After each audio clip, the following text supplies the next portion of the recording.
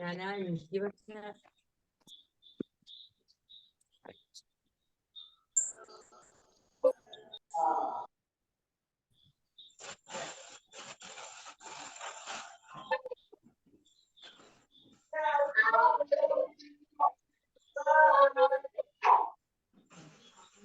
ആയോ?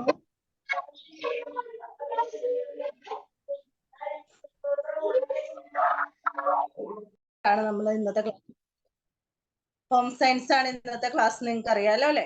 അപ്പൊ നമുക്ക് ഹോം സയൻസ് എന്ന് പറഞ്ഞാൽ എന്താണ്?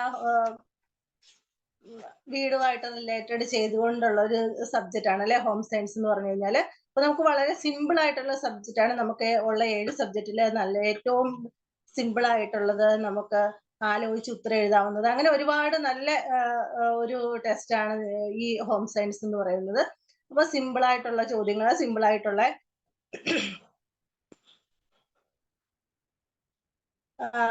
അങ്ങനെയുള്ള ആൻസേഴ്സ്, അങ്ങനെ സിമ്പിൾ ആയിട്ടുള്ള കാര്യങ്ങൾ അതിനകത്ത് വരുന്നുള്ളൂ. അപ്പൊ നമുക്ക് ഹോം സയൻസ് പഠിച്ചേക്കാം അല്ലെ? അപ്പൊ ആദ്യമായിട്ട് ഞാൻ നിങ്ങൾക്ക് നമുക്ക് ഏതൊക്കെ ചാപ്റ്റേഴ്സ് ആണ് പഠിക്കാനുള്ളത് എന്ന് നമുക്ക് നോക്കാം. അപ്പൊ അത് നമുക്ക് കുറെ TMA ചാപ്റ്റേഴ്സ് ഉണ്ട്, ബാക്കിയുള്ള ചാപ്റ്റേഴ്സ് മാത്രം നമുക്ക് പഠിച്ചാൽ മതി. അപ്പൊ ആ ഒരു ചാപ്റ്റേഴ്സ് ഏതൊക്കെയാ പഠിക്കേണ്ടതെന്ന് ഞാൻ ടിക്ക് ചെയ്തിട്ടുണ്ട്. അപ്പൊ നിങ്ങൾ അതൊന്ന് നോട്ട് ചെയ്യാം കേട്ടോ.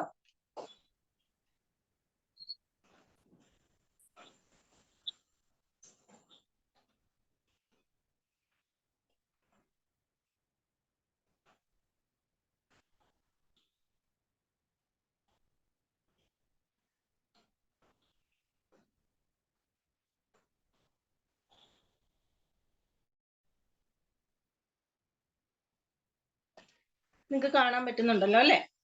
അപ്പൊ ഈ ഞാൻ ടിക്ക് ഇട്ടേക്കുന്ന ചാപ്റ്റേഴ്സ് മാത്രമേ ഉള്ളൂ നമുക്ക് എക്സാമിന് പഠിക്കാനായിട്ട്.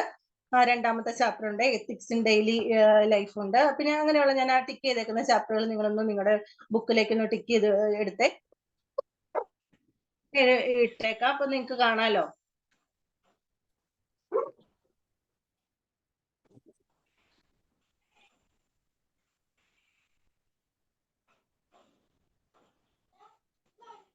ഒന്ന് പറയാൻ ചെയ്യാവോ? ആ ചാപ്റ്റർ ഒന്ന് പറയാം. എന്നാ ടിക്ക് ചെയ്തോണേ, പറഞ്ഞേക്കാവേ. രണ്ടാമത്തെ chapter ethics in daily life, രണ്ടാമത്തെ ചാപ്റ്റർ ടിക്ക് ചെയ്യണേ. അത് കഴിഞ്ഞിട്ട് ആ മൊഡ്യൂളിൽ നമുക്ക് വേറെ ഒന്നും ആവശ്യമില്ല. പിന്നെ 5ാമത്തെ ചാപ്റ്റർ മീൽ പ്ലാനിങ് ആണ് ഉള്ളത്, 5 ഉണ്ട്. 6ാമത്തെ ചാപ്റ്റർ ഉണ്ട്. 5, 6 കഴിഞ്ഞാൽ പിന്നെ നമുക്ക് 9ാമത്തെ ചാപ്റ്റർ ആണ് ഉള്ളത്, ഫുഡ് പ്രിസർവേഷൻ. 9ാമത്തെ ചാപ്റ്റർ ആണ്, ടിക്ക് ചെയ്യണേ. ചെയ്തല്ലോ അല്ലെ? ഇനി അടുത്ത് നമുക്ക് 10ഉം 11ഉം നമുക്ക് ആവശ്യമില്ല. പിന്നെ നമുക്കുള്ളത് 12ാമത്തെ ചാപ്റ്റർ ആണ് ആവശ്യമുള്ളത്. 12ാമത്തെ ചാപ്റ്റർ മുതൽ 17ാമത്തെ ചാപ്റ്റർ വരെ എല്ലാം ടിക്ക് ചെയ്യണം കേട്ടോ. 12 ഉണ്ട്, 13ാമത്തെ ചാപ്റ്റർ ഉണ്ട്, 14ാമത്തെ ചാപ്റ്റർ ഉണ്ട്, 15ാമത്തെ ചാപ്റ്റർ ഉണ്ട്, 16ാമത്തെ ഉണ്ട്, 17ാമത്തെ ചാപ്റ്റർ ഉണ്ട്. പിന്നെ നമുക്ക് 18ാമത്തെ ചാപ്റ്റർ ഇല്ല. 19ാമത്തെ ടിക്ക് ചെയ്യണേ. 19ാമത്തെ chapter growth and development tick ചെയ്യണം. 20ാമത്തെ ചാപ്റ്റർ അഡോളസൻസ്, അത് ടിക്ക് ചെയ്യണേ. പിന്നെ 21ാമത്തെ chapter concerns and issues in human development.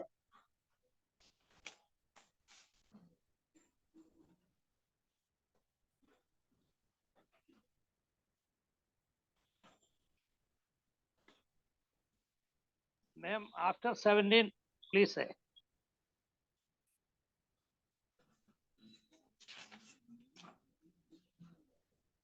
So after 17, please say. Okay.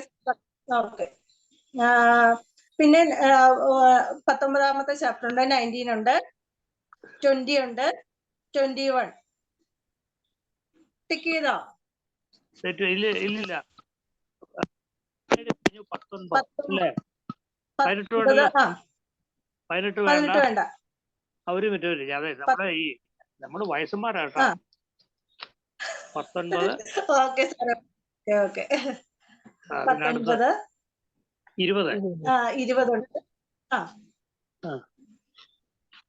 പിന്നെ 21. Okay. 21 ഉണ്ട്. പിന്നെ 24. 22 വേണ്ട. ഇനി മൊഡ്യൂൾ 5ലേക്ക് വരുമ്പോഴത്തേക്കും 24. Wait, because the book is very old. 24 കണ്ടോ? Wait. 22 ഇല്ല, 23 ഇല്ല, 24.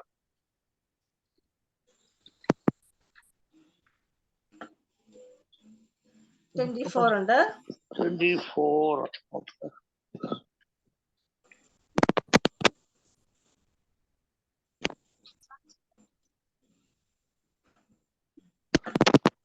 പിന്നെ 26 ഉണ്ട്. 25 ഇല്ല കേട്ടോ. 26. ടിക്ക് ചെയ്തോ? 27 ഉണ്ട്. 28 ഇല്ല കേട്ടോ. 28 ഇല്ല.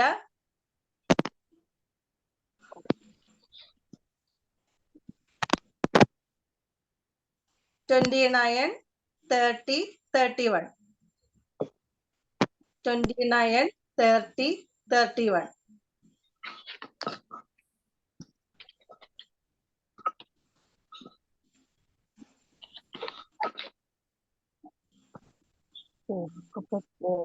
എല്ലാ ചാപ്റ്റേഴ്സും കിട്ടിയോ?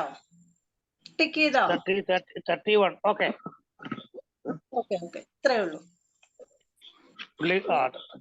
No, 33, 32 ഒന്നും വേണ്ട. വേണ്ട. Okay, thank you. ഓക്കെ.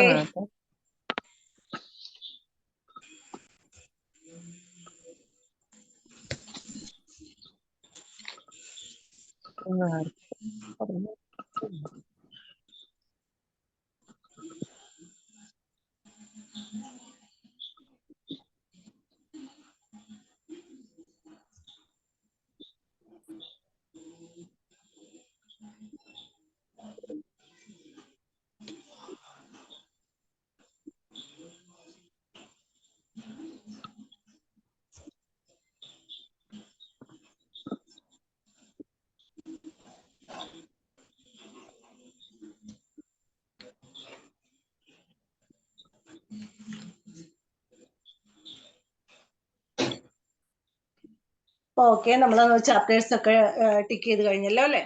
ഇത്രയാണ് നമുക്ക് ചാപ്റ്റേഴ്സ് പഠിക്കാനുള്ളൂ. ഫോണിൽ ചെറിയൊരു ടെക്നിക്കൽ ഇഷ്യൂ വന്നുകൊണ്ടാണ്.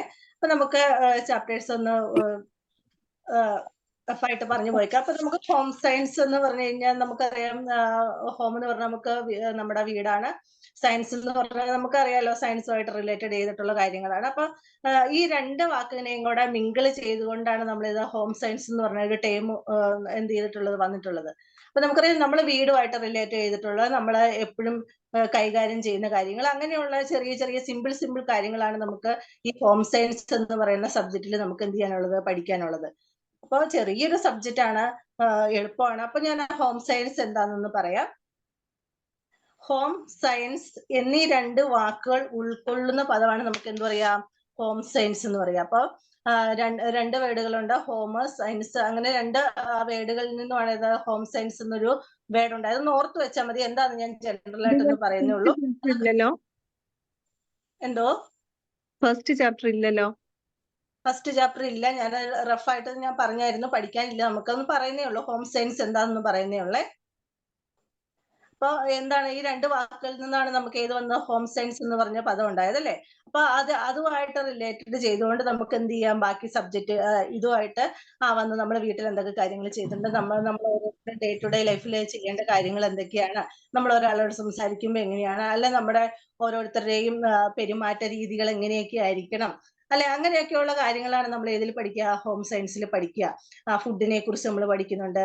പല ടൈപ്പ് ഫുഡുണ്ട്, അതിന്റെ ന്യൂട്രീഷൻസ് എങ്ങനെയാണ്, മാൽ ന്യൂട്രീഷൻ എന്ന് പറഞ്ഞാൽ എന്താണ്, അണ്ടർ ന്യൂട്രീഷൻ എന്ന് പറഞ്ഞാൽ എന്താണ്, അങ്ങനെ കുറെ സിമ്പിൾ ആയിട്ട് നമ്മൾ എന്നും അറിയുന്നതും കേൾക്കുന്നതുമായിട്ടുള്ള കാര്യങ്ങളാണ് നമ്മൾ ഇതിനകത്തുള്ളത്, ഹോം സയൻസിലുള്ളത്. അപ്പൊ നമുക്ക് രണ്ടാമത്തെ ചാപ്റ്ററിലേക്ക് പോയേക്കാം. ഇനി നിങ്ങളുടെ മൈക്ക് ഒന്ന് ഓഫ് ചെയ്ത് വെക്കണേ, ബുദ്ധിമുട്ടുണ്ടാക്കുന്നുണ്ട് ക്ലാസ്സിലേക്ക്.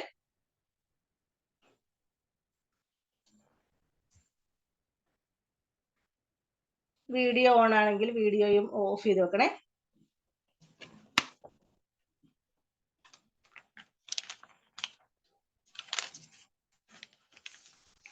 അപ്പൊ നമുക്ക് സെക്കൻഡ് ചാപ്റ്റർ ആണ് ethics in daily life. Ethics എന്ന് പറയുമ്പോൾ എന്താണ്? ധാർമ്മികതയെ കുറിച്ചാണ്, നമ്മുടെ ധർമ്മങ്ങളെ കുറിച്ചാണ്, നമ്മൾ എങ്ങനെയാണ് ഒരാളോടുള്ള പെരുമാറ്റ രീതികൾ. നമുക്ക് ഓരോ ആളുകളോട് നമുക്ക് എന്ത് ചെയ്യാം, 2 or 3 രീതികളിൽ സമീപിക്കാൻ പറ്റും. ഇപ്പൊ നമുക്ക് ഒരു കാര്യം, ഇപ്പൊ എനിക്ക് നിങ്ങളോട് വേണമെങ്കിൽ ദേഷ്യപ്പെട്ട് സംസാരിക്കാം, അല്ലെങ്കിൽ ചിരിച്ചോണ്ട് സംസാരിക്കാം, എങ്ങനെ വേണമെങ്കിൽ, അത് നമ്മുടെ ഇഷ്ടമാണ് അല്ലെ. നമുക്ക് കൂടുതലായിട്ട് എങ്ങനെയാണ് നമ്മൾ ചിരിച്ചോണ്ട് സംസാരിക്കുക, അതാണ് കൂടുതലും അല്ലെ. നമ്മൾ എങ്ങനെയാണോ മറ്റുള്ളവരോട് പെരുമാറുന്നത് അതേ രീതിയായിരിക്കും എന്ത് ചെയ്യുക നമുക്ക് തിരിച്ചു കിട്ടുക. അപ്പൊ ധാർമ്മികത എന്ന് പറഞ്ഞാൽ എന്താണ്? നമുക്ക് എവിടെയും നമുക്കൊരു സംതൃപ്തി കിട്ടണമെങ്കിൽ എന്താണ്? നമ്മുടെ പെരുമാറ്റം ആദ്യമേ നന്നാവണം, എന്നാൽ മാത്രമേ മറ്റുള്ളവരിൽ നിന്ന് നമുക്ക് എന്ത് ചെയ്യുള്ളൂ, അത് തിരിച്ച് കിട്ടുകയുള്ളൂ. അപ്പൊ ഒന്നാമത്തെ ഫസ്റ്റ് ക്വസ്റ്റ്യൻ എന്താണ്? What are ethics? എത്തിക്സ് എന്ന് പറഞ്ഞാല് എന്തൊക്കെയാണെന്നാണ് ചോദിച്ചേക്കുന്നത്. അപ്പൊ എത്തിക്സ് എന്ന് പറഞ്ഞാൽ നമ്മുടെ കുറച്ച് കടമകളെ കുറിച്ചാണ് പറയുന്നത് അല്ലെ. എന്തൊക്കെയാണ്? നമുക്ക് ശരിയും തെറ്റും അതൊക്കെ നമുക്ക് തിരിച്ചറിയാൻ പറ്റും. ഒരു കാര്യം കേൾക്കുമ്പോൾ നമുക്കറിയാം അത് ശരിയാണോ തെറ്റാണോ അല്ലെ. അതിനെയാണ് നമ്മൾ പൊതുവായിട്ട് ഏത് പറയാ? എത്തിക്സ് നമ്മൾ പറയാ അല്ലെ. നമ്മൾ ചെയ്യുന്ന കാര്യം ഗുഡാണോ ബാഡാണോ നമുക്ക് ഒരു കാര്യത്തിലേക്ക് എടുത്തു ചാടുമ്പോൾ തന്നെ അറിയാം അല്ലെ. അല്ലെങ്കിൽ നമ്മളോട് ഒരാളൊരു ചോദ്യം ചോദിച്ചു, അതിനെ നമുക്ക് 2 രീതിയിൽ നെഗറ്റീവായിട്ട് പറയാം, പോസിറ്റീവായിട്ട് പറഞ്ഞു കൊടുക്കാം അല്ലെ. എപ്പോഴും നമ്മൾ ഏത് സെൻസിലൂടെയാണ് വേണ്ട പോവാനായിട്ട്? പോസിറ്റീവ് സെൻസിലായിരിക്കണം പോണേ അല്ലെ. അതാണ് ഏതില് പറയാ? എത്തിക്സില് പറയണത്. അപ്പൊ ഒരു വ്യക്തിക്ക് ആവശ്യമുള്ള കുറെ നിയമങ്ങളെ കുറിച്ചും ആദർശങ്ങളെ കുറിച്ചും ഒക്കെയാണ് ഇതിനകത്ത് പറയാ, റൂൾസ് ആൻഡ് റെഗുലേഷനെ കുറിച്ചൊക്കെയാണ് ഇതിന്റെ അകത്ത് പറയാ, എത്തിക്സിന്റെ അകത്ത് പറയാതെ ഓർത്ത് വെച്ചോളൂ. എത്തിക്സിനാണ് ചിലപ്പോൾ 1 വേർഡ് ആയിട്ട് ചോദിക്കാൻ സാധ്യതയുണ്ട്. പിന്നെ അടുത്തൊരു ക്വസ്റ്റ്യൻ എന്ന് പറഞ്ഞാൽ explain the need for ethics. ധാർമ്മികതയുടെ ആവശ്യം എന്താണെന്ന് വിവരിക്കാം. മലയാളം പഠിക്കുന്നവര് ഈ എത്തിക്സ് എന്ന് പറഞ്ഞ വേർഡിന്റെ മലയാളം വേർഡ് ഒന്ന് ഓർത്ത് വെച്ചോളൂ കേട്ടോ. ധാർമ്മികതയാണ്. ഇപ്പൊ നമ്മൾ പറഞ്ഞത് തന്നെ നല്ല ധാർമ്മികത കൈവരിക്കേണ്ടത് അത്യാവശ്യമായിരിക്കുന്നു അല്ലെ. അപ്പൊ അത് എങ്ങനെയാണ്? നമ്മൾ നല്ല രീതിയിൽ പെരുമാറിയില്ല പല സ്ഥലങ്ങളിൽ എന്ത് വരും? പ്രശ്നം ഉണ്ടാവും. ജോലി സ്ഥലത്ത് പ്രശ്നം ഉണ്ടാവാം, തൊഴിലാളികൾക്കിടയിൽ പ്രശ്നങ്ങൾ ഉണ്ടാവാം അല്ലെ. പല രീതിയിൽ എന്ത് ചെയ്യും? ഇത് ബാധിക്കും. അപ്പൊ നമുക്ക് ഈ ഘടകങ്ങൾ എങ്ങനെയാണ്? ജോലി, തൊഴിലാളി, ജോലി സ്ഥലം, ഇതൊക്കെ ഏതുമായിട്ട് റിലേറ്റഡ് ആണ്? എത്തിക്സുമായിട്ട് റിലേറ്റഡ് ആണ്. ഇനി നമുക്ക് അടുത്ത ക്വസ്റ്റ്യനിലേക്ക് പോവുകയാണെങ്കിൽ, analyse the ethical problem in family life at work. കുടുംബജീവിതത്തിലും ജോലിയിലുമുള്ള ധാർമ്മിക പ്രശ്നങ്ങളെ കുറിച്ചാണ് നമ്മളോട് വിശകലനം ചെയ്യാനായിട്ട് ചോദിച്ചിരിക്കുന്നത്. അപ്പൊ നമുക്ക് ഒരു തൊഴിൽ സ്ഥലത്ത് ചെന്ന് കഴിഞ്ഞാൽ, അല്ലെങ്കിൽ നമ്മൾ അവിടെ സന്ദർശിക്കുമ്പോൾ നമ്മൾ സാധാരണയായിട്ട് ഫേസ് ചെയ്യേണ്ടി വരുന്ന കുറെ പ്രോബ്ലംസിനെ കുറിച്ചാ പറയുക. അപ്പൊ നമ്മളൊരു എവിടെയെങ്കിലും ഒരു കമ്പനിയിൽ ചെന്നു, അല്ലെങ്കിൽ നമ്മൾ ജോലിക്ക് ചേർന്നു. അപ്പൊ നമുക്ക് അവിടെ ചെല്ലുമ്പോൾ എപ്പോഴും നമുക്ക് പോസിറ്റീവായിട്ട് തന്നെ നമുക്ക് എന്ത് ചെയ്യാൻ പറ്റില്ല, നമുക്ക് പോസിറ്റീവായിട്ട് മാത്രം ആളുകൾ പെരുമാറുമെന്ന് നമുക്ക് വിചാരിക്കാൻ പറ്റില്ല അല്ലെ. അപ്പൊ ചിലപ്പോ നമ്മുടെ മുന്നിലുള്ള ഉയർന്ന ആളുകൾക്ക് ചിലപ്പോൾ അവര് എന്തെങ്കിലും ടെൻഷൻ കൊണ്ടിരിക്കുന്ന സമയത്തായിരിക്കാം ചിലപ്പോൾ നമ്മൾ എന്ത് ചെയ്യാ, നമ്മൾ അങ്ങോട്ട് കയറിച്ചില്ല. അപ്പൊ അദ്ദേഹം ചിലപ്പോൾ നമ്മളോട് എന്ത് ചെയ്യുക, റഫായിട്ടായിരിക്കും പെരുമാറുക അല്ലെ. അങ്ങനെയൊക്കെ പല സാഹചര്യങ്ങളും ഉണ്ടാവും. ചിലപ്പോൾ നമ്മുടെ കയ്യിൽ നിന്നുള്ള വീഴ്ച കൊണ്ട് സംഭവിക്കാം. അപ്പൊ അതിന്റെ പോയിന്റുകൾ ഒന്ന് നോക്കിക്കേ. നമ്മളൊരു ജോലി സ്ഥലത്തേക്ക് പോയി കഴിഞ്ഞാൽ നമുക്ക് ആദ്യമായിട്ട് വേണ്ട എന്താണ്? സമയനിഷ്ഠയുടെ അഭാവവും ക്രമരാഹിത്യവും. അപ്പൊ നമ്മൾ കൃത്യമായിട്ട് ചെയ്യേണ്ട എന്താണ്? ജോലി സ്ഥലത്തേക്ക് ചെല്ലുമ്പോൾ കൃത്യനിഷ്ഠ പാലിക്കണം, സമയനിഷ്ഠ പാലിക്കണം. അത് ഇല്ലാതെ വരുമ്പോഴാണ് എന്ത് ചെയ്യുക? പ്രശ്നങ്ങൾ ഉണ്ടാവും. സമയനിഷ്ഠയുടെ അഭാവവും ക്രമരാഹിത്യവും. പിന്നെയോ പരുഷവും അപലനീയവുമായ പെരുമാറ്റം അല്ലെ. നമുക്ക് ചാടിക്കേറി അങ്ങോട്ട് റഫായിട്ട് സംസാരിക്കുക. പിന്നെ എന്താണ്? അപര്യാപ്തമായ അറിവും നൈപുണ്യവും. പിന്നെ നമ്മൾ എന്ത് ചെയ്യാണ്? നമുക്കറിയില്ലാത്ത സബ്ജക്റ്റിനെ കുറിച്ച് എന്ത് ചെയ്യാൻ പാടില്ല, ചാടിക്കേറിയിട്ട് നമ്മുടെ അഭിപ്രായം ഒന്നും പറയണ്ട. നമ്മൾ ആലോചിച്ച് എന്ത് ചെയ്യാം, എനിക്കറിയില്ല കേട്ടോ, അല്ലെങ്കിൽ നമ്മളോട് ഒരാളൊരു കാര്യം ചോദിച്ചത് എനിക്ക് അതിനെ കുറിച്ച് വ്യക്തമായിട്ട് അറിയില്ല എന്ന് പറഞ്ഞാൽ ഒറ്റ വാക്ക് പറഞ്ഞുകൊണ്ട് നമുക്ക് എന്ത് ചെയ്യാം, അതിൽ നിന്ന് ഒഴിവാകാം. അല്ലെങ്കിൽ നമുക്കറിയില്ല, നമ്മുടെ ചെറിയ അറിവ് വെച്ചുകൊണ്ട് ചിലപ്പോൾ നമ്മൾ പറഞ്ഞു കൊടുക്കുന്ന കാര്യം എന്തായിരിക്കാം, തെറ്റായിരിക്കാം. അങ്ങനെയൊക്കെ ഉള്ള പ്രശ്നങ്ങൾ നമ്മുടെ ജോലി സ്ഥലത്തും നമ്മുടെ കുടുംബത്തിലൊക്കെ എന്ത് ചെയ്യേണ്ടി വരും, നമ്മൾ ചെന്ന് ചാടാറുണ്ട്. പിന്നെ എന്താണ്? വിഭവങ്ങളുടെ പാഴാക്കല് അല്ലെ. വിഭവങ്ങൾ, അത് പണമായിക്കോട്ടെ അല്ലെങ്കിൽ വേറെ വസ്തുക്കളായിക്കോട്ടെ, ഒക്കെ നമ്മൾ എന്ത് ചെയ്യുന്നു, പാഴാക്കാറുണ്ട്. പിന്നെ ചിട്ടകളും നിയമങ്ങളും ഒക്കെ അവഗണിക്കുക. ജോലി സ്ഥലത്തൊക്കെ ചില ചിട്ടകളും നിയമങ്ങളും ഒക്കെ ഉണ്ട്, അതൊക്കെ അവഗണിക്കുക. അത് വീടുകളിലാണെങ്കിലും. പിന്നെ ജോലിയോടുള്ള അനാദരവ്, വിശ്വാസവഞ്ചന, അങ്ങനെയുള്ള കാര്യങ്ങളൊക്കെ എവിടെയാണ് വരിക? കുടുംബജീവിതത്തിലും ജോലിയിലുമുള്ള നമ്മുടെ ധാർമ്മിക പ്രശ്നങ്ങളെ കുറിച്ചാണ് പറയുന്നത്. നമ്മൾ ഫേസ് ചെയ്യുന്ന പ്രശ്നങ്ങള്. ആ പോയിന്റുകൾ നിങ്ങൾ ഓർത്ത് വെച്ചോണേ. അത്രയും പോയിന്റുകളുണ്ട്, എളുപ്പമുള്ള പോയിന്റുകളാണ്. പിന്നെ explain the code of ethics, ധാർമ്മികതയുടെ നിയമാവലിയെ കുറിച്ച് വിവരിക്കാനാണ് പറഞ്ഞിരിക്കുന്നത്. അപ്പൊ പൊതുസ്ഥലങ്ങളിലും വീട്ടിലുമുള്ള നമ്മുടെ ആദർശങ്ങളും തത്വങ്ങളും അടങ്ങിയതാണ് ധാർമ്മിക ശാസ്ത്രത്തിലെ നിയമാവലി. നിങ്ങൾ ഓർക്കുക, നിങ്ങൾ ഇപ്പൊ നമ്മൾ വീട്ടിലും ജോലി സ്ഥലത്തൊക്കെ പോകുന്ന ആളുകളാണ്. നമ്മൾ ജോലി ചെയ്യാറുണ്ട്, നമ്മൾ വീട്ടിലിരിക്കാറുണ്ട്, അല്ലെ, നമ്മൾ വീട്ടിലെ സാഹചര്യമായിട്ട് അല്ലെ പല പല റോളുകൾ ചെയ്യുന്ന ആളുകളാണ്. അപ്പൊ നമുക്കറിയാം, നമ്മൾ ആ മനസ്സിൽ, ഞാൻ പറയുമ്പോൾ നിങ്ങളുടെ മനസ്സിലൂടെ ആ കാര്യങ്ങളൊന്ന് ഓർത്തു നോക്കിക്കേ. ഒന്നാമത്തെ കാര്യം എന്താണ്? ജോലി സ്ഥലത്തും വീട്ടിലും കൃത്യനിഷ്ഠ പാലിക്കുക. പറഞ്ഞ സമയത്ത് തന്നെ എന്ത് ചെയ്യുക? ചെല്ലാനായിട്ട് ശ്രമിക്കുക, അല്ലെ. 1-2 ദിവസം അല്ലെങ്കിൽ എന്തെങ്കിലും പെട്ടെന്ന് നമുക്ക് അത്യാവശ്യം വന്നു കഴിഞ്ഞാൽ മാത്രം എന്ത് ചെയ്യാം?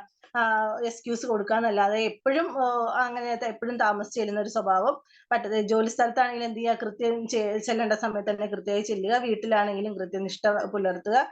നിങ്ങൾക്ക് നൽകിയിട്ടുള്ള ചുമതല ഭംഗിയായി നിർവഹിക്കുക. അത് ജോലി സ്ഥലത്താണെങ്കിലും വീട്ടിലാണെങ്കിലും. പിന്നീടോ, എല്ലാവരോടും മര്യാദയും ക്ഷമയും ബഹുമാനവും പുലർത്തുക. നമ്മളിത് പഠിക്കുന്ന അനുസരിച്ച് നമ്മുടെ ലൈഫിൽ എന്ത് ചെയ്യാം? നമുക്ക് ചേഞ്ചുകൾ കൊണ്ടുവരാം. എല്ലാവരോടും നമുക്ക് എന്ത് ചെയ്യാം? മര്യാദയോടെ സംസാരിക്കാം. ക്ഷമ, അല്ലെ, ബഹുമാനം എന്നിവ പുലർത്തുക. ചിലപ്പോ നമുക്ക് ഇഷ്ടമില്ലാത്ത കാര്യങ്ങളായിരിക്കും നമ്മൾ കേൾക്കുക. അപ്പൊ നമ്മൾ എന്ത് ചെയ്യാ? അവിടെ നിന്ന് പോയേക്കുക, അല്ലെ. അപ്പൊ അവിടെ പ്രശ്നങ്ങൾ ഉണ്ടാവില്ല. പിന്നെയോ, നിയുക്ത ചുമതല നിർവഹിക്കുന്ന ആവശ്യമായ അറിവും നൈപുണ്യവും നേടുക. ഇപ്പൊ നമുക്കൊരു ജോലി കിട്ടി. ആ ജോലിയിലേക്ക് പ്രവേശിക്കുന്നതിന് മുമ്പ് ആ ജോലിനെ കുറിച്ച് പഠിക്കണം. മൈക്ക് ഓൺ ആണെങ്കിൽ ഓഫ് ചെയ്ത് വെക്കണേ.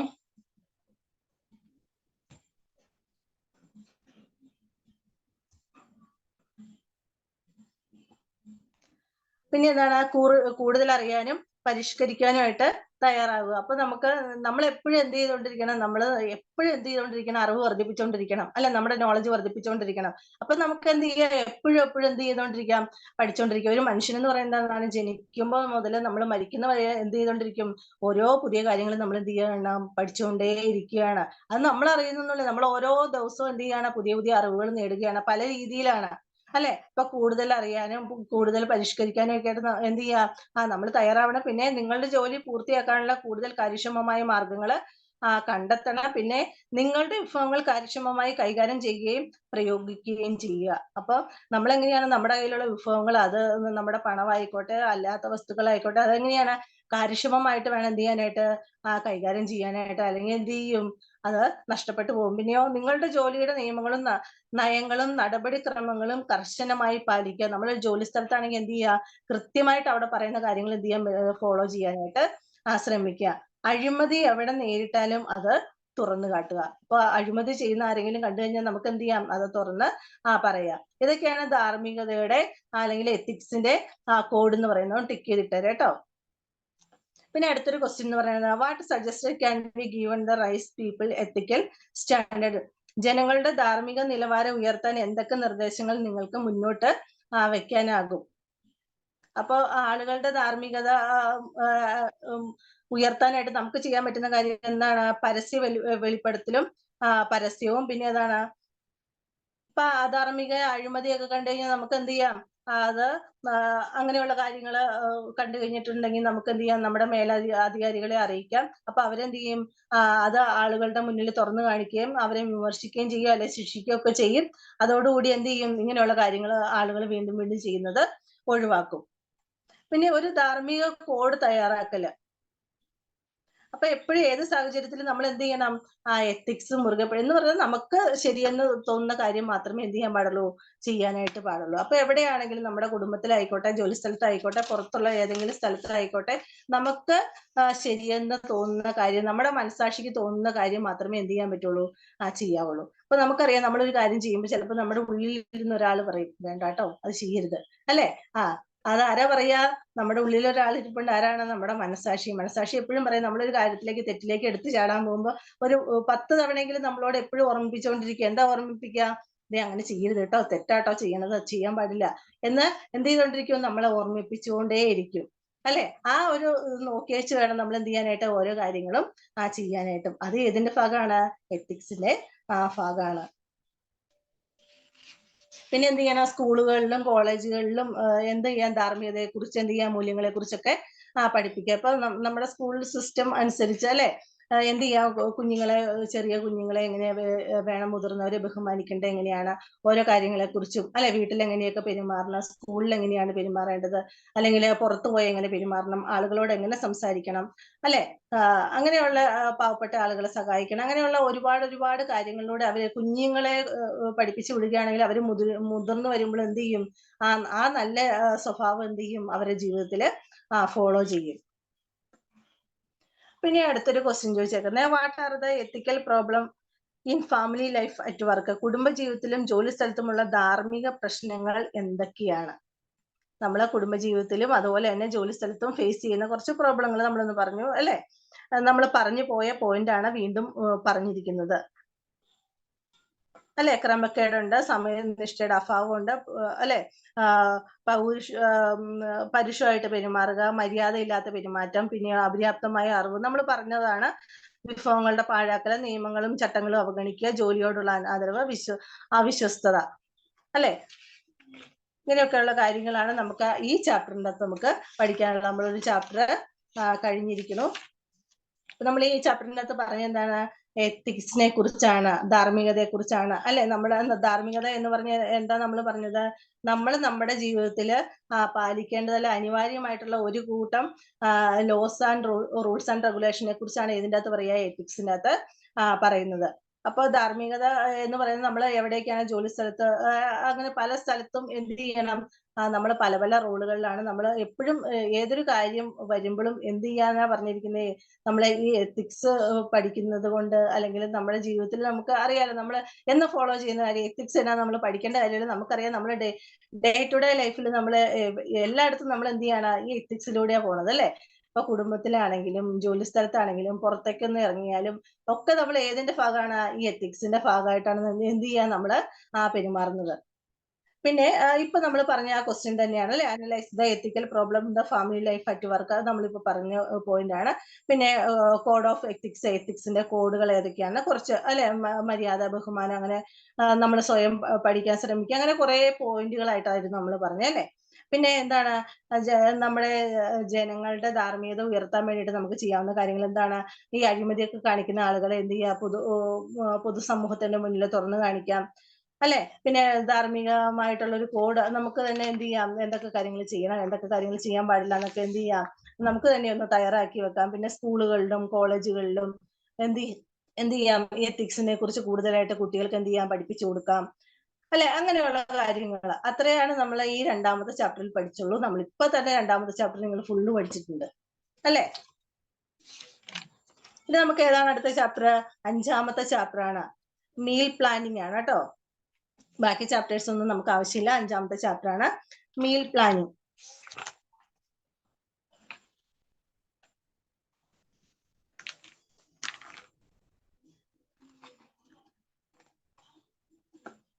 അപ്പൊ അതിനകത്തേക്ക് നമ്മളോട് ചോദിച്ചിരിക്കുന്നത് ഒന്നാമത്തെ ചോദ്യം എന്ന് പറയുന്നത് നമ്മളെ ഭക്ഷണത്തെ കുറിച്ചാണ്. ഇനി നമ്മള് ഫുഡിനെ കുറിച്ചാണ് പറയണേ കേട്ടോ. അപ്പൊ നമുക്ക് ഓരോന്നും പറയുമ്പോൾ എന്ത് ചെയ്യാം, നമ്മുടെ മനസ്സിൽ ഇങ്ങനെ ഓർക്കുക, ഫുഡ് ഇങ്ങനെയാണല്ലോ. അപ്പൊ നമ്മൾ എന്ത് ചെയ്യും, പെട്ടെന്ന് തന്നെ എന്ത് ചെയ്യും, നമ്മളത് ഓർത്ത് വെക്കും. അപ്പൊ എന്താണ്, what do you mean by food group? ഭക്ഷ്യഗണം എന്നാല് എന്താണ്? ഫുഡ് ഗ്രൂപ്പ് എന്ന് പറഞ്ഞാൽ എന്താണ്, ചില പൊതുവായിട്ടുള്ള സ്വഭാവ ക്യാരക്ടേഴ്സ് അല്ലെ, സ്വഭാവ സവിശേഷതകൾ പങ്കിടുന്ന നിരവധി ഭക്ഷ്യയിനങ്ങൾ അടങ്ങിയിട്ടുള്ളതാണ് ഒരു ഭക്ഷ്യഗണം എന്ന് പറഞ്ഞു കഴിഞ്ഞാൽ. എന്ന് പറഞ്ഞാൽ എന്താണ്, കുറെ പല ടൈപ്പ് ഭക്ഷണങ്ങൾ, വെജിറ്റബിൾസ് ഉണ്ടാവാം, അങ്ങനെയുള്ള അല്ലെ, കുറെ ഫ്രൂട്ട്സ് ഉണ്ടാവാം, ഗ്രേപ്സ് ഉണ്ട്, അങ്ങനെ ഒരുപാട് ഫുഡ് ഗ്രെയിൻസ്, അങ്ങനെ ഒരുപാട് ഭക്ഷണ ഡിഫറെന്റ് ഭക്ഷണങ്ങളെ കുറിച്ചുള്ള അതിന്റെ ഒരു പട്ടികയുണ്ട് നമുക്കായിട്ട്. അപ്പൊ അത് നോക്കുമ്പോൾ തന്നെ എന്ത് ചെയ്യാൻ പറ്റും, നമുക്കത് മനസ്സിലാക്കാനായിട്ട് പറ്റും. അപ്പൊ ഭക്ഷണത്തെ എന്ത് ചെയ്യാൻ, നമുക്ക് ഗ്രൂപ്പുകളായിട്ട് തിരിക്കാം. എത്രയാണ്, മാനസിക ധർമ്മങ്ങളുടെ അടിസ്ഥാനത്തിലുള്ള വർഗീകരണം, ഭക്ഷണത്തിന് ചില മാനസിക ധർമ്മങ്ങളെ തൃപ്തിപ്പെടുത്താനായിട്ട് കഴിയും, ഊർജം നൽകുക, വളർച്ചയെ സഹായിക്കുക എന്നിവയാണ്. പിന്നെയോ പോഷകങ്ങളുടെ അടിസ്ഥാനത്തിലുള്ള വർഗീകരണം. അപ്പൊ എന്താണ്, ഭക്ഷണത്തെ രണ്ട് ഗ്രൂപ്പുകളായിട്ടാണ് തിരിക്കുന്നത്. ഒന്ന്, മാനസിക ധർമ്മങ്ങളുടെ അടിസ്ഥാനത്തിൽ നമ്മൾ എന്ത് ചെയ്യുന്നു, വർഗീകരിക്കുന്നത്. അതിൻ്റെ അകത്ത് ഏതാണ്, ഊർജം നൽകുക, വളർച്ചയെ സഹായിക്കുക, അതൊക്കെയാണ് അതിൻ്റെ അകത്ത് വരുന്നത്. രണ്ടാമത്തേലേക്ക് വരുമ്പോൾ എന്താണ്, പോഷകങ്ങളുടെ അടിസ്ഥാനത്തിലുള്ള വർഗീകരണം, നമുക്ക് നമ്മുടെ ശരീരത്തിലേക്ക് ആവശ്യമുള്ള ന്യൂട്രീഷ്യൻസ് ഒക്കെ കിട്ടണമെങ്കിൽ അതിന്റെ രീതിയിലുള്ള ഒരു വർഗീകരണമാണ് കൊടുത്തിരിക്കുന്നത്. അപ്പൊ മൂന്നാമത്തെ ക്വസ്റ്റ്യൻ നോക്കിക്കുക, അതിന്റെ അകത്ത് എല്ലാ തരം ടൈപ്പും കൊടുത്തിട്ടുണ്ട്. അപ്പൊ എന്താണ്, list out the classification of food group on the basis of nutrient. അപ്പൊ എന്താണ്, നമ്മുടെ പോഷകങ്ങളുടെ അടിസ്ഥാനത്തിൽ നമ്മൾ എന്ത് ചെയ്യുന്നു, ഭക്ഷണക്രമ ആ ഗണത്തെ എന്ത് ചെയ്യുന്നു, വർഗീകരിച്ചേക്കാണ്. അപ്പൊ അതിന്റെ ഒന്ന് നോക്കിക്കേ, ഫുഡ് ഗ്രൂപ്പിൽ വരുന്നത് പ്രധാന പോഷക ന്യൂട്രിയൻസ് പറയുന്നുണ്ട്. അപ്പൊ ഭക്ഷ്യ ഗണം അല്ലെങ്കിൽ ഫുഡ് ഗ്രൂപ്പിൽ വരുന്ന ഏതാണ്, ഒന്ന് ധാന്യങ്ങള്, ധാന്യ ഉൽപ്പന്നങ്ങള്. അപ്പൊ റൈസ്, വീറ്റ്, റാഗി, അങ്ങനെയുള്ള മെയ്സ്, അങ്ങനെയുള്ളതൊക്കെ ഇതിൻ്റെ അകത്താണ് വരുന്നത്, ഫസ്റ്റിലാണ് വരുന്നത് അല്ലെ. അപ്പൊ അതിൽ നിന്ന് നമുക്ക് കിട്ടുന്ന എന്തൊക്കെയാണ്, ഒന്ന് നമുക്ക് ഊർജം കിട്ടുന്നുണ്ട്, പ്രോട്ടീൻ ഉണ്ട്, പിന്നെ എന്താണ്, കൊഴുപ്പുണ്ട്, ഫാറ്റ് ഉണ്ട്, പിന്നെ വിറ്റാമിൻസുകളുണ്ട്, പിന്നെയോ ഫോളിക് ആസിഡ്, ഇരുമ്പ്, നാര്, ഇതെല്ലാം ഏതിന്റെ ഫൈബർ, ഇതൊക്കെ ഏതിൻ്റെ അകത്തുനിന്നാണ് കിട്ടുന്നത്, നമ്മൾ ഫസ്റ്റ് പറഞ്ഞിട്ടുള്ള ഈ അരി, ഗോതമ്പ്, റാഗി അങ്ങനെയുള്ള ഭക്ഷ്യധാന്യങ്ങളിൽ നിന്നാണ് നമുക്ക് ഇതൊക്കെ കിട്ടുന്നത്. പ്രോട്ടീൻ കിട്ടുന്നുണ്ട്, ഊർജം കിട്ടുന്നുണ്ട്, കൊഴുപ്പ് അങ്ങനെയുള്ളത്. പിന്നെ ഏതാണ്, രണ്ടാമത്തെ ഇതില് ഗണത്തിൽ വരുന്ന ഏതൊക്കെയാണ്, പയറുവർഗ്ഗങ്ങളാണ്. എല്ലാത്തരം പയറുവർഗ്ഗങ്ങളും അതിൻ്റെ അകത്ത് വരുന്നുണ്ട്. അപ്പൊ നമുക്ക് എക്സാമ്പിൾ ഒന്നും ഒരുപാട് എല്ലാം കൊടുത്തിട്ടുണ്ട്. പരിപ്പുണ്ട്, ഉഴുന്നുണ്ട്, ചെറുപയറുണ്ട്, വെള്ളപ്പയറുണ്ട്, ബീൻസ്, സോയാബീൻസ്, അങ്ങനെ എല്ലാ പയറുവർഗ്ഗങ്ങളും ഉണ്ട്. അപ്പൊ അതിൽ നിന്ന് നമുക്ക് ഏതാ കിട്ടുന്നത്, ഊർജം കിട്ടുന്നുണ്ട്, പ്രോട്ടീൻ കിട്ടുന്നുണ്ട്, കൊഴുപ്പുണ്ട്, വിറ്റാമിൻ B1 ഉണ്ട്, വിറ്റാമിൻ B2 ഉണ്ട്, ഫോളിക് ആസിഡ്, ഇരുമ്പ്, നാര്. ആദ്യം പറഞ്ഞ അതുപോലെ തന്നെ നമുക്ക് ഈ ഒന്നാമത്തതും രണ്ടാമത്തേന്റെയും ഒരേപോലെയുള്ളതാണ് കിട്ടുന്ന പോഷണങ്ങൾ കേട്ടോ. അന്ന് ഓർത്ത് വെച്ചോണേ, 1ഉം 2ഉം ഒരേ പോർഷനാണ് കിട്ടുന്നത്. പിന്നെ മൂന്നാമത്തെ ഗ്രൂപ്പിലേക്ക് വരുമ്പോഴത്തേക്ക് എന്താണ്, പാൽ ഉൽപ്പന്നങ്ങളുമാണ്. അപ്പൊ അതിനകത്ത് പാലുണ്ട്, തൈരുണ്ട്, ചീസ് ഉണ്ട്, ഇറച്ചിയുണ്ട്, പിന്നെയോ ഇറച്ചി ഉൽപ്പന്നങ്ങളും, ചിക്കൻ ഉണ്ട്, കരളുണ്ട്, മീന്, മുട്ട, അങ്ങനെയുള്ള എല്ലാം അതിൻ്റെ അകത്ത് വരുന്നതാണ്. അപ്പൊ അതിൻ്റെ അകത്ത് നമുക്ക് ഏതാ കിട്ടുക, അന്ന് ഓർത്ത് വെച്ചോളൂ, പ്രോട്ടീൻ ആണ്, പിന്നെ കൊഴുപ്പുണ്ട്, വിറ്റാമിൻ B2, A1, കാൽസ്യം, ഇതെല്ലാം ഇതിൽ നിന്നാണ് കിട്ടുന്നത്, നമുക്ക് മൂന്നാമത്തെ ഗ്രൂപ്പ് ഭക്ഷണത്തിൽ നിന്നാണ് കിട്ടുന്നത്. പിന്നെ നാലാമത്തെ ഗ്രൂപ്പിലേക്ക് വരുമ്പോൾ ഏതാണ്, ഫ്രൂട്ട്സ് ആണ്, പഴവർഗ്ഗങ്ങളാണ് ഉള്ളത്, പച്ചക്കറികൾ, പഴവർഗ്ഗങ്ങളാണ്. അതിൻ്റെ അകത്ത് വൈറ്റമിൻ ഇ ഉണ്ട്, നാരുണ്ട്, കാർബോഹൈഡ്രേറ്റ് ഉണ്ട്, അങ്ങനെയുള്ളത്. അഞ്ചാമത്തേൽ ഇലക്കറികളാണ്, ചീര, മല്ലിയില, അങ്ങനെയുള്ള എല്ലാ ഇലക്കറികളാണ് വരുന്നത്. അതിൻ്റെ അകത്ത് ഏതാണ്, കൊഴുപ്പുണ്ട്, വൈറ്റമിൻ ഉണ്ട്, ഫോളിക് ആസിഡ് ഉണ്ട്, പിന്നെ കാൽസ്യം, ഇരുമ്പ്, നാര്, വൈറ്റമിൻ എ ആട്ടോ. പിന്നെ ആറാമത്തെ ഏതാണ്, മറ്റു പച്ചക്കറികൾ, ക്യാരറ്റ്, വെണ്ടയ്ക്ക, ക്യാപ്സിക്കം, അങ്ങനെയുള്ളത് ആറാമത്തെ ഗ്രൂപ്പിൽ വരുന്നതാണ്.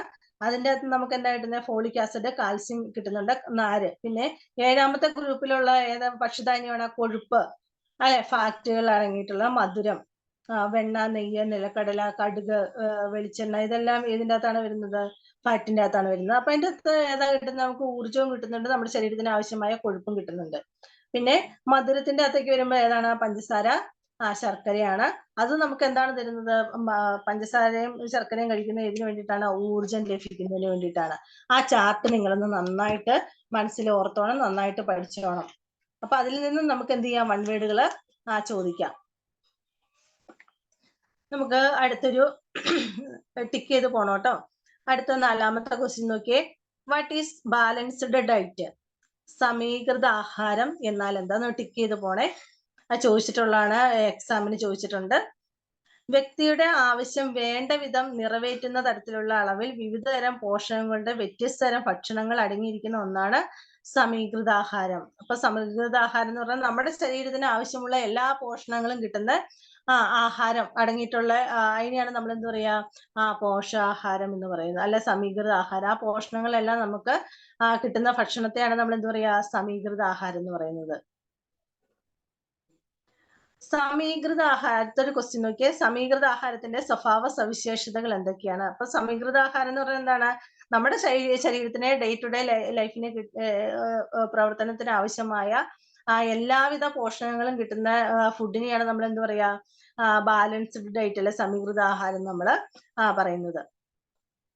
അപ്പൊ അടുത്തൊരു ചോദ്യം നോക്കിയാൽ, explain the characteristics of balanced diet, സമീകൃത ആഹാരത്തിന്റെ സ്വഭാവ സവിശേഷതകൾ വിവരിക്കുക. എന്തൊക്കെയാണ് അതിന്റെ ഒരു സമീകൃത ആഹാരത്തിന്റെ സ്വഭാവ സവിശേഷതകൾ എന്ന്. ഒരു വ്യക്തിയുടെ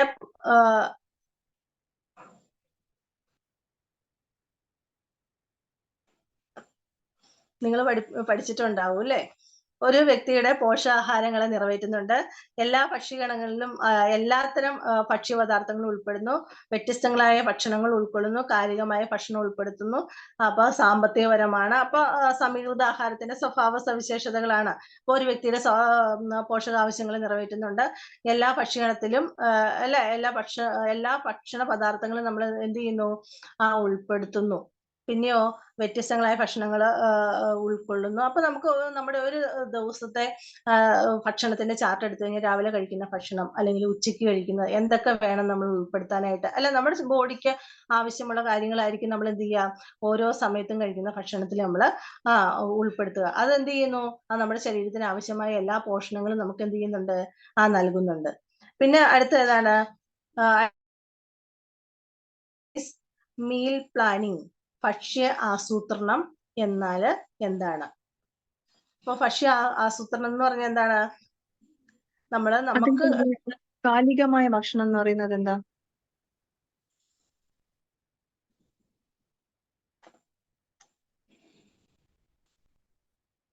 ഒന്നുകൂടി ചോദിക്കാവോ? അതിലൊരു പോയിന്റ് ഇല്ലേ, കാലികമായ ഭക്ഷണം ഉൾപ്പെടുന്നു. കാലികമായ ഭക്ഷണം എന്ന് പറഞ്ഞാൽ ഓരോ കാലഘട്ടങ്ങളിൽ ഉണ്ടാകുന്ന വിളകള് എടുക്കുന്ന ഭക്ഷണമല്ലേ? അങ്ങനല്ലേ മിസ്? ഓക്കെ. കാരണം മാമ്പഴം ഒരു പർട്ടിക്കുലർ സീസണിലാണ് കിട്ടുന്നത്, കാലികമാണ്. ശരിയല്ലേ? Okay, thank you sir. അപ്പോ കാലിക ഭക്ഷണം എന്ന് പറഞ്ഞാൽ നമുക്ക് ഇപ്പൊ സാർ നമുക്ക് പറഞ്ഞു തന്നായിരുന്നു. അപ്പൊ കാലിക ഭക്ഷണം എന്ന് പറഞ്ഞാൽ നമ്മുടെ ഓരോ ഇപ്പൊ നമുക്ക് മാമ്പഴം ഉണ്ടാവുന്ന കാലഘട്ടം, ചക്ക ഉണ്ടാവുന്ന കാലഘട്ടം, അല്ലെങ്കിൽ വേറെ ഫ്രൂട്ട്സുകൾ ഒക്കെ ഉണ്ടാവുന്ന ആ ഒരു രീതിയിലുള്ള ഭക്ഷണത്തിന്റെ പിന്നെ നെല്ലിന്റെ അങ്ങനെയുള്ള വിളകളുടെയാണ്. പിന്നെ സാമ്പത്തികപരമാണ്. നമ്മുടെ ഓരോ ഭക്ഷണത്തിന്റെ ക്രമം അനുസരിച്ച് നമുക്ക് നമ്മുടെ കയ്യിലുള്ള ഭക്ഷ്യവിളകൾ അനുസരിച്ചായിരിക്കും നമ്മൾ എന്ത് ചെയ്യുക ഫുഡ് ചാർട്ട് ചെയ്യുക.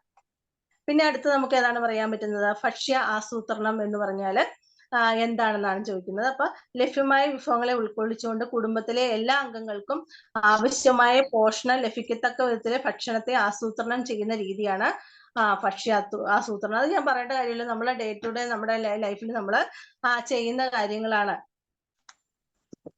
പിന്നെ എന്താണ് അടുത്തൊരു ചോദ്യം എന്ന് പറഞ്ഞാൽ എന്താണ്? ഇത് നിങ്ങളൊന്ന് പഠിച്ചു പോയിട്ടുള്ള കാര്യങ്ങളായതുകൊണ്ടാണ് ഇച്ചിരി ഇതിൽ പോണേ കേട്ടോ. What are the importance of meal planning? Meal planning അത് നമ്മൾ ടിക്ക് ചെയ്ത് പോണേ. മീൽ പ്ലാനിങ് എന്താന്ന് ചോദിക്കാറുണ്ട്, അതിന്റെ ഇത് ചോദിച്ചിട്ടുണ്ട്. ഭക്ഷ്യ ആസൂത്രണത്തിന്റെ പ്രാധാന്യം എന്താണ്? മൈക്ക് ഓഫ് ചെയ്ത് വെക്കണം കേട്ടോ, ക്ലാസ്സിലേക്ക് ബുദ്ധിമുട്ട് വരുന്നുണ്ട്. അപ്പൊ എന്താണ് ഭക്ഷ്യ ആസൂത്രണത്തിന്റെ പ്രാധാന്യം എന്ന് പറഞ്ഞാൽ എന്താണ്?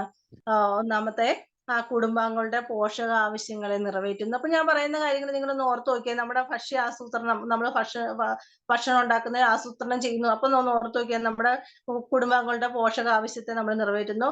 ഓരോ വ്യക്തിയുടെയും ഭക്ഷണ താല്പര്യത്തെ വേർതിരിക്കുന്നു. ഊർജത്തെയും സമയത്തെയും പണത്തെയും നമ്മൾ എന്ത് ചെയ്യുന്നു? സംരക്ഷിക്കുന്നു. അപ്പൊ അതുകൊണ്ടാണ് നമ്മൾ ഭക്ഷണ ആസൂത്രണം, നമ്മൾ എന്തൊക്കെ ഭക്ഷണങ്ങൾ ഏതൊക്കെ സമയത്ത് ഉൾപ്പെടുത്തണം, അല്ലെ ഓരോ അംഗങ്ങൾക്കും പോഷണം ലഭിക്കത്തക്ക വിധത്തില്. നമ്മുടെ വീട്ടില് പല ഏജ് ഗ്രൂപ്പിലുള്ള ആളുകളുണ്ടാവും. കുഞ്ഞുങ്ങളുണ്ടാവാം, മുതിർന്ന ആളുകളുണ്ടാവാം, പ്രായമുള്ളവരുണ്ടാവാം, അല്ലെങ്കിൽ എന്തെങ്കിലും രോഗമുള്ള ആളുകളുണ്ടാവാം. അപ്പൊ എല്ലാവരുടെയും ശരീരത്തിന് ആവശ്യമായ പോഷണം കിട്ടത്തക്ക വിധത്തിലായിരിക്കും നമ്മൾ എന്ത് ചെയ്യുക ഒരു ഭക്ഷണത്തിന്റെ ചാർട്ട് നമ്മൾ എന്ത് ചെയ്യുക തയ്യാറാക്കുക. ഇനി അടുത്തൊരു ക്വസ്റ്റ്യൻ എന്ന് പറഞ്ഞാൽ എന്താണ്? Explain the factors affecting meal planning. ഭക്ഷ്യ ആസൂത്രണത്തെ ബാധിക്കുന്ന ഘടകങ്ങൾ വിശദീകരിക്കുക. ടിക്കിട്ട് പോണേ. ഭക്ഷ്യ ആസൂത്രണത്തെ ബാധിക്കുന്ന ഘടകങ്ങൾ എന്തൊക്കെയാണെന്ന്. ഒന്ന്, പോഷണ പര്യാപ്തത, കൃത്യമായ പോഷണം കിട്ടാതെ വരിക. നമ്മുടെ പ്രായത്തിന്റെ അല്ലെ, നമ്മുടെ ഏജിന്റെ അനുസരിച്ച് ചിലപ്പോൾ നമ്മുടെ ശരീരത്തിന് ആവശ്യമായ പോഷണം കിട്ടുന്നില്ലായിരിക്കാം, അല്ലെ?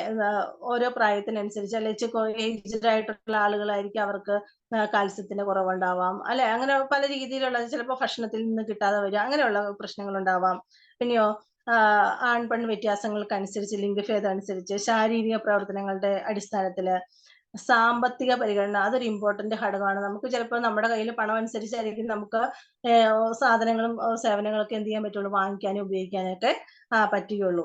പിന്നെയോ സമയം, ഊർജം, കഴിവ്. നമുക്ക് സമയം വേണം ഉണ്ടാക്കി കഴിക്കാനായിട്ട്, അതിനുള്ള കഴിവ് വേണം അല്ലെ, ഒക്കെ വേണം. പിന്നെയോ കാലികമായ ലഭ്യത വേണം അല്ലെ. ഓരോ സമയങ്ങളിൽ നമുക്ക് ആഗ്രഹിക്കുന്ന സാധനങ്ങളൊക്കെ മേടിച്ച് കഴിക്കണമെങ്കിൽ കയ്യിൽ പൈസ ഉണ്ടെങ്കിൽ ചിലത് എന്ത് ചെയ്യില്ല, ആ സമയത്ത് കിട്ടുന്ന സാധനം അല്ലെങ്കിൽ എന്ത് ചെയ്യാൻ പറ്റില്ല, നമുക്ക് കിട്ടൂല. പിന്നെ മതം, പ്രദേശം, സാംസ്കാരിക മാതൃക, പാരമ്പര്യങ്ങള്, ആചാരങ്ങള്.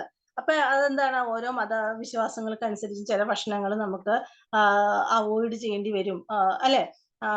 ചില ഇപ്പൊ ഞാൻ പറയാതെ തന്നെ ഹിന്ദു മതത്തില് നമുക്ക് എന്താണ് മീറ്റ് അങ്ങനെയുള്ള സാധനങ്ങളൊക്കെ നിഷിദ്ധ, ബ്രാഹ്മിൺസിനൊക്കെ നിഷിദ്ധമാണ്. അപ്പൊ എന്ത് ചെയ്യാൻ പാടില്ല, കഴിക്കാൻ പാടില്ല. അപ്പൊ അതിൽ നിന്ന് അല്ലെ മീന്, ഇറച്ചിയും, മുട്ട അതൊക്കെ കഴിക്കാതിരിക്കുമ്പോൾ അതിൽ നിന്ന് കിട്ടുന്ന പോഷണം നമുക്ക് കിട്ടാതെ വരുന്നു. അപ്പൊ അതുപോലെ തന്നെ ഓരോ മതവിഭാഗങ്ങൾക്ക് അനുസരിച്ച് ചില കാര്യങ്ങൾ ചിലതൊന്നും കഴിക്കാൻ പാടില്ലാത്തതുണ്ട്.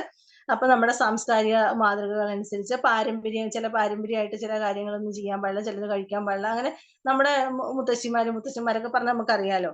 പിന്നെ ആചാരത്തിന്റെ പേരിൽ അങ്ങനെ നിറത്തിലുള്ള വൈവിധ്യവും ഘടനയും അല്ലെ. അത് നമ്മുടെ ഈ ഒരു പണ്ട് കാലത്തെ ഈ ജാതി അങ്ങനെയൊക്കെ നോക്കിയിട്ടാണ് പറയുക. പിന്നെ വ്യക്തിയുടെ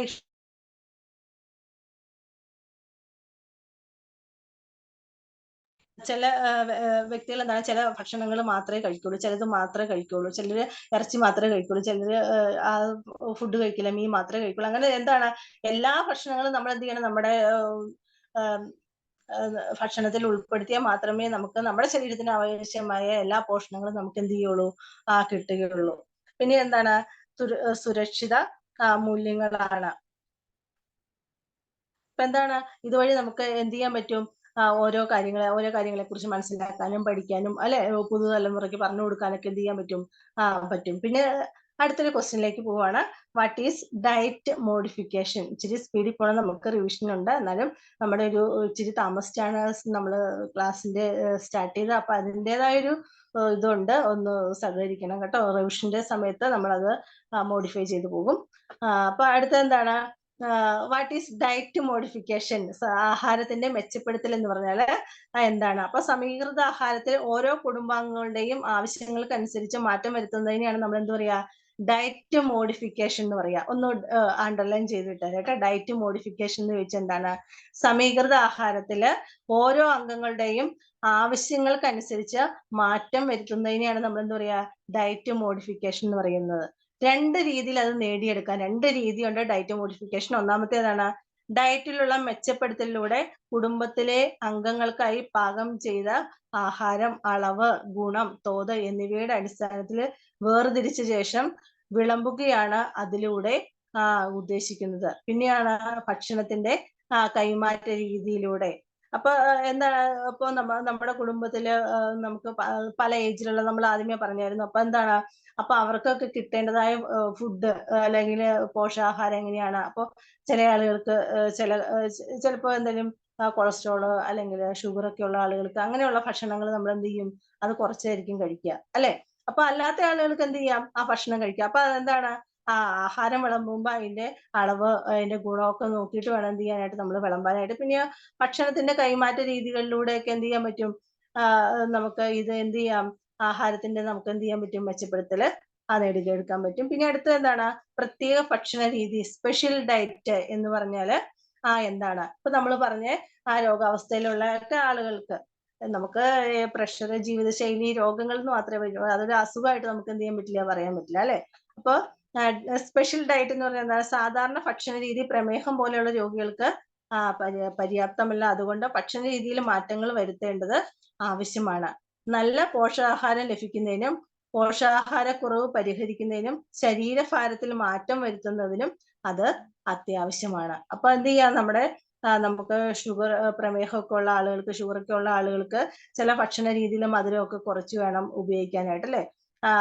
അങ്ങനെയൊക്കെ ഉള്ളത്. അപ്പൊ അവർക്ക് ചില ഭക്ഷണങ്ങൾ ഇങ്ങനെ ഒഴിവാക്കുമ്പോൾ അവർക്ക് പോഷകാഹാരക്കുറവ് വരാനുള്ള സാധ്യതയുണ്ട് അല്ലെ. പല കാൽസ്യം അങ്ങനെയുള്ള സാധനങ്ങൾ അതൊക്കെ നമ്മുടെ ശരീരത്തിൽ കുറഞ്ഞു പോകും. അപ്പൊ അതൊക്കെ പരിഹരിക്കാനായിട്ട് നമ്മൾ എന്ത് ചെയ്യണം, ബദലായിട്ടുള്ള ഭക്ഷണങ്ങൾ എന്ത് ചെയ്യണം, നമ്മുടെ ഡയറ്റിൽ നമ്മൾ എന്ത് ചെയ്യണം, ഉൾപ്പെടുത്തണം. അടുത്തൊരു ചോദ്യം എന്ന് പറഞ്ഞാൽ ഏതാണ്, what is mean by therapeutic diet, ചികിത്സാപരമായ ഭക്ഷണ രീതി എന്ന് പറഞ്ഞാൽ അർത്ഥമാക്കുന്നത് എന്താണ്?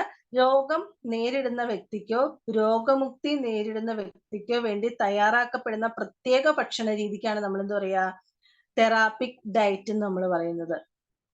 അപ്പൊ ഏതെങ്കിലും രോഗമുള്ള വ്യക്തിക്ക് ചിലപ്പോൾ കിടപ്പ് രോഗികളായിരിക്കാം, അല്ലെങ്കിൽ എന്തെങ്കിലും വേറെ എന്തെങ്കിലും അസുഖം ബാധിച്ചിട്ടുള്ള ആളുകളായിരിക്കാം. അപ്പൊ അവർക്കൊക്കെ നമ്മൾ സാധാരണയുള്ള ഡയറ്റ് ആയിരിക്കില്ല ചിലപ്പോൾ ഡോക്ടേഴ്സ് നിർദ്ദേശിക്കുന്നത്. അപ്പൊ അവർക്ക് കൊടുക്കാനായിട്ടൊരു ചാർട്ടൊക്കെ നമുക്ക് തരും. ചിലപ്പോൾ അല്ലെ, ഇച്ചിരി പ്രായമുള്ള ആളുകൾക്ക് ഹോസ്പിറ്റലിൽ പോയി അവരെന്ത് ചെയ്യും? ഡോക്ടേഴ്സ് പറയും ഈ ചാർട്ട് അനുസരിച്ച് വേണം കേട്ടോ ഭക്ഷണം കൊടുക്കാന്ന് പറഞ്ഞാൽ നമുക്കൊരു ഡയറ്റ് ചാർട്ട് അവിടെ നിന്ന് തന്നെ എന്ത് ചെയ്യും? ഡോക്ടേഴ്സ് എടുത്തു തരും. അതെന്തിനാണ്? അപ്പൊ അവർക്ക് അവരുടെ ഒരു സാധാരണ ഭക്ഷണത്തിൽ നിന്നും കൂടുതൽ ഒരു മെച്ചപ്പെടുത്തിയിട്ട് വേണം അവർക്ക് ഭക്ഷണം കൊടുക്കാൻ വേണ്ടിയിട്ടാണ്. അല്ലെ? അപ്പൊ ഈ രോഗം വന്ന അവസ്ഥയിൽ അപ്പൊ അവരുടെ ശരീരത്തിൽ പോഷകങ്ങളുടെ കുറവുണ്ടായിരിക്കും. അത് എന്ത് ചെയ്യാനാ? റിക്കവർ ചെയ്യുന്നതിന് വേണ്ടിയിട്ടാണ് ഇങ്ങനെ ഒരു തെറാപ്പിക് ഡയറ്റ് നമുക്ക് എന്ത് ചെയ്യാ? ഡോക്ടേഴ്സ് ഒക്കെ നിർദ്ദേശിക്കുന്നത്. പിന്നെ അടുത്തൊരു ചോദ്യമാണ് explain the type of modification of the normal diet. സാധാരണ ഭക്ഷണ രീതിയിൽ മെച്ചപ്പെടുത്തൽ വരുത്താനുള്ള രീതികൾ ഏതെല്ലാം എന്ന് വിശദീകരിക്കുക. ഇപ്പൊ ഏതാണ്? ഭക്ഷണത്തിലെ സംയോജനം, പല ടൈപ്പ് ഭക്ഷണങ്ങൾ നമുക്ക് ഉൾപ്പെടുത്താം. പോഷണത്തിന്റെ ഉള്ളടക്കം. അപ്പോ നമുക്ക് വെറുതെ ഭക്ഷണം കഴിച്ചാൽ പോലെ നമുക്ക് അതിൽ നിന്ന് നമ്മുടെ ശരീരത്തിന് ആവശ്യമുള്ള സാധനങ്ങൾ എന്തൊക്കെയാണ് അല്ലെ? പിന്നെ കഴിക്കുന്ന ഇടവേളയും തോതും അല്ലെ? ഭക്ഷണം എപ്പോഴും നമുക്ക് എന്ത് ചെയ്യാൻ പറ്റില്ല? വാരി എപ്പോഴും അടിച്ചുകൊണ്ടിരിക്കാൻ പറ്റുമോ? എന്താ പറ്റില്ല?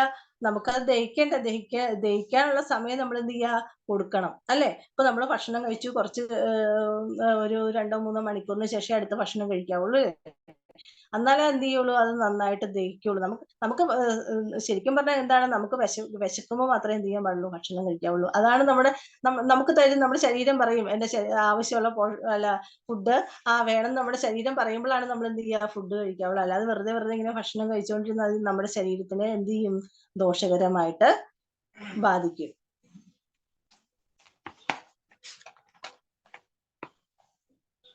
ഇത് നമുക്ക് 6ാമത്തെ ചാപ്റ്റർ ആണ്. ന്യൂട്രീഷണൽ സ്റ്റാറ്റസ് ആണ്.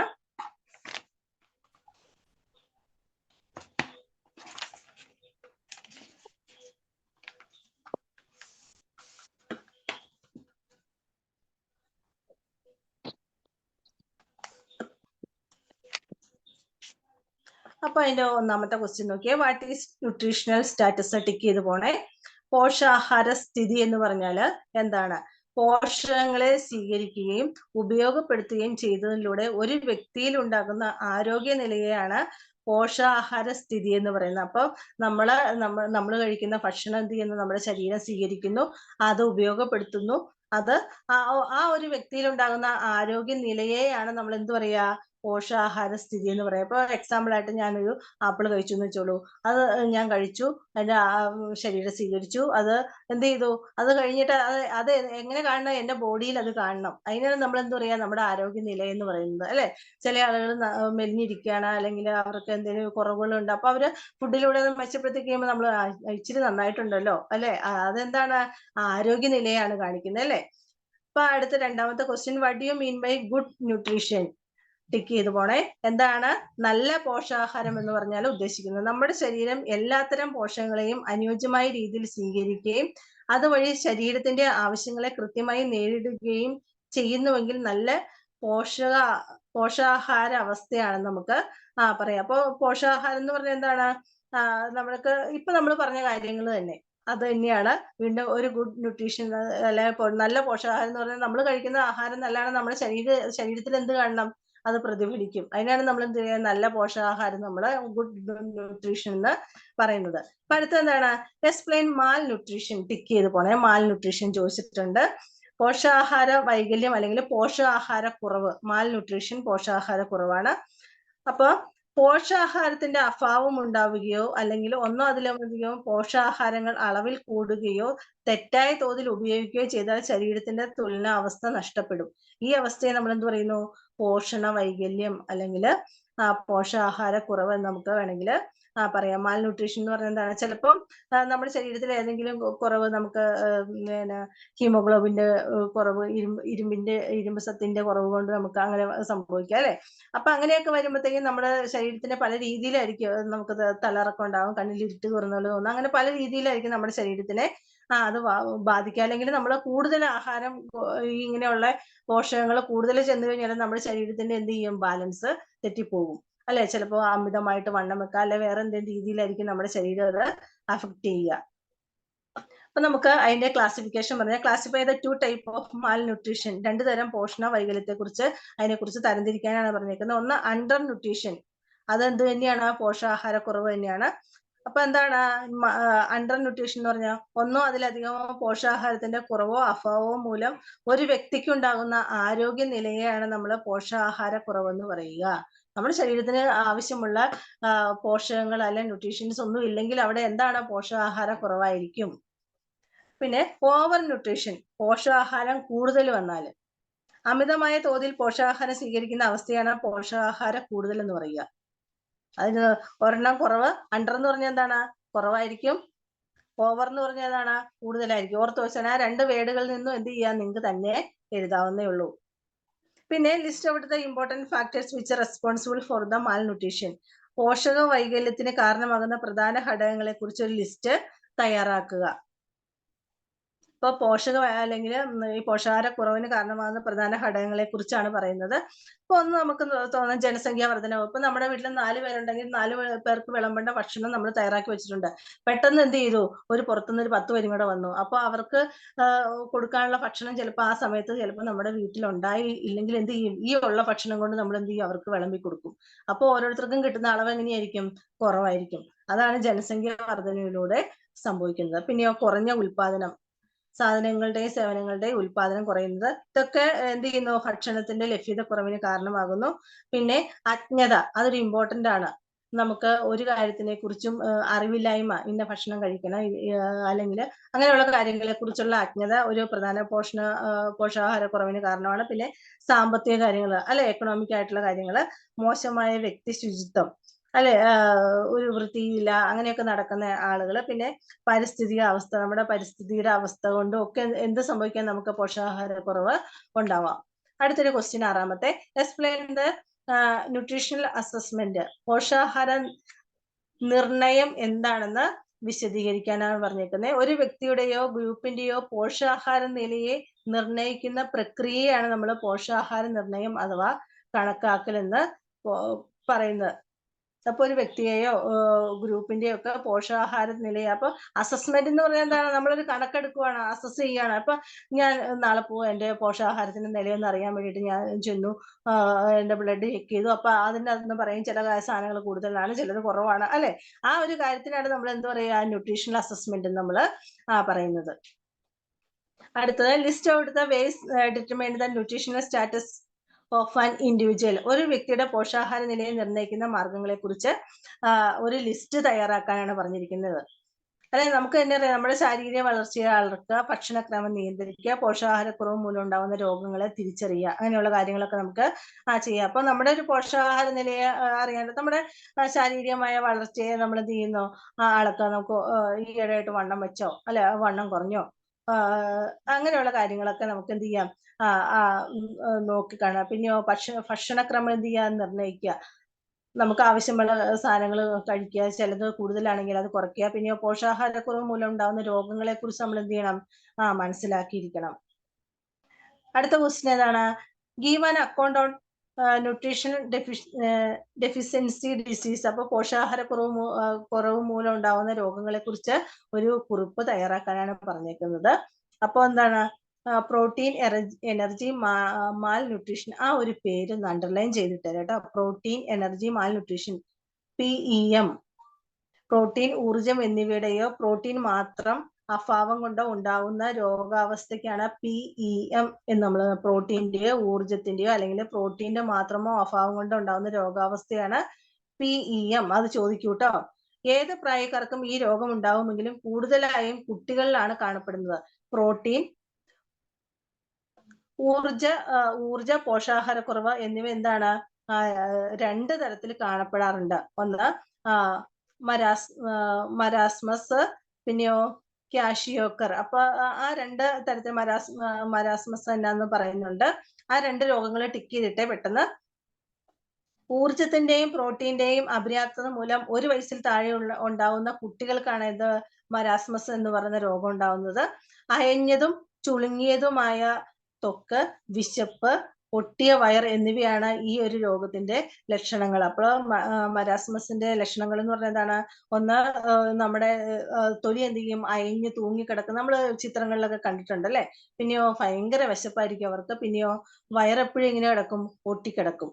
അതാണ് ഈ രോഗത്തിന്റെ ഏറ്റവും വലിയൊരു ലക്ഷണം. പിന്നെ കാഷിയോക്കർ എന്ന് പറഞ്ഞ രോഗത്തിന്റെയോ പ്രോട്ടീന്റെ അഭാവം മൂലം 1 വയസ്സ് മുതൽ 3 വയസ്സിനിടയിലുള്ള കുട്ടികൾക്ക് ഉണ്ടാകുന്ന രോഗമാണ്.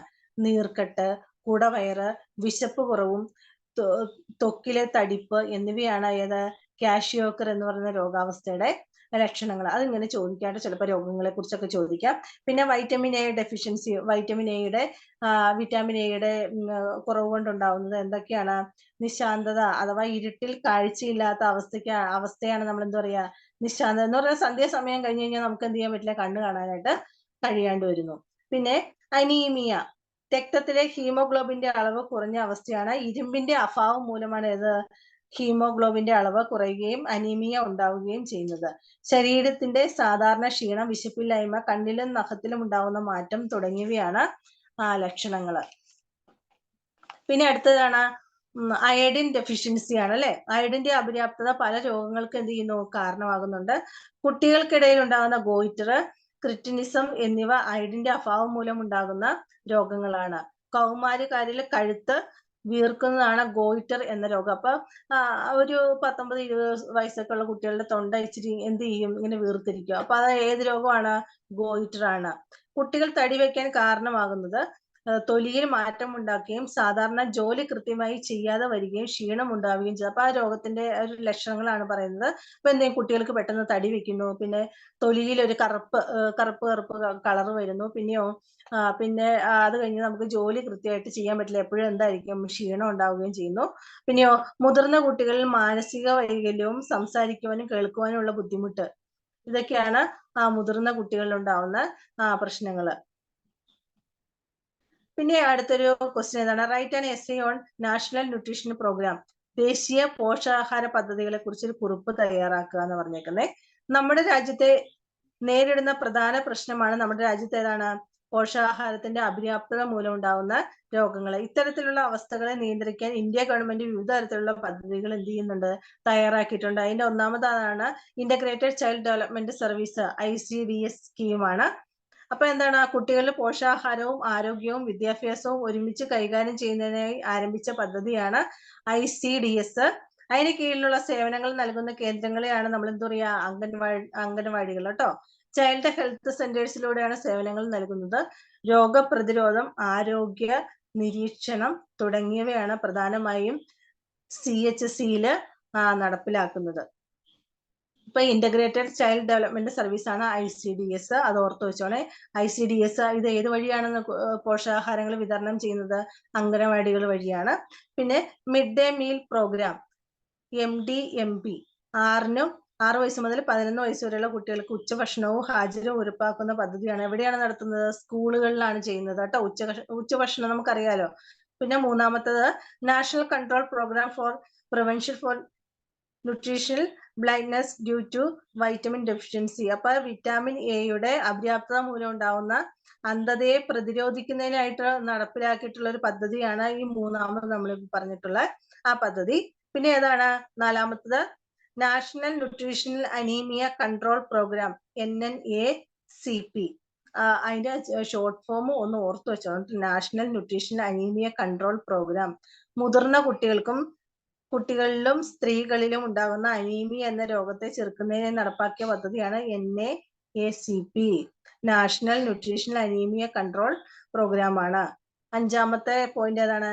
National iodine deficiency disorder control programme, NIDDCP.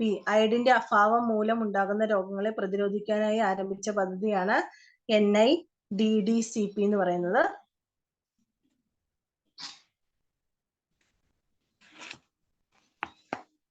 ഇപ്പൊ നമ്മൾ ഈ ഒരു ചാപ്റ്ററിൽ പറഞ്ഞത് ന്യൂട്രീഷണൽ സ്റ്റാറ്റസിനെ കുറിച്ചായിരുന്നു. അപ്പൊ ഒന്ന് ന്യൂട്രീഷൻ സ്റ്റാറ്റസ് എന്നാന്ന് നമ്മൾ പറഞ്ഞായിരുന്നു.